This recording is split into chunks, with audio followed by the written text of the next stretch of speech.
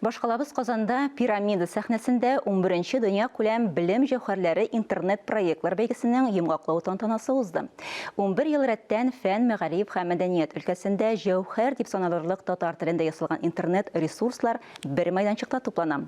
Быел конкурска 170-кә якын гариза кабул ителгән, шуларның 50-се финалга чыкты. Бәяләгәндә интернет-проектларның эчтәлеге, дизайны һәм аудиторияның активлыгына игътибар иткәннәр. Барлыгы 10 номинация тәкъдим ителде. Шулар арасында сәясәт, эшмәкәрлек һәм икътисад өлкәләрендә иң файдалы һәм популяр интернет-проект дип безнең Татарстан дәүләт телерадиокомпаниясының рәсми сайты танылды. Ә иң файдалы һәм популяр татарча мобиль кушымта Татарстан авазы интернет-радиосы. Татарстан Республикасы Президенты Рөстәм Нургали улы Миңнеханов башлангычы белән башланып киткән әлеге проект инде 8 ай дәвамында уңышлы гына эшләп килә һәм аның бу беренче шундый зур җиңүе дип саныйм мин. Әлеге проектка көндә халык кушыла, ул халык арасында популярлык яулый бара. Бу инде безгә калдырган шундый халык фикерләреннән дә беләбез.